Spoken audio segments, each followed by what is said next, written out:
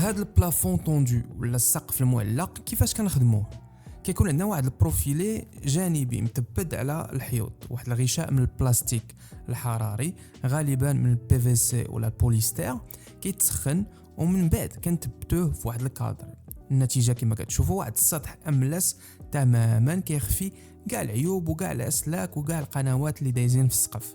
هذا الغشاء مقاوم للرطوبه، سهل يتغسل، وممكن نديروا فيه حتى كاع واحد الثقوب باش نحسنوا العزل الصوتي، يعني ليزولاسيون فونيك، كما انه مناسب باش ندمجوا فيه الاضاءه وفتحات التهويه ولا الاضاءه الخلفيه الى اخره.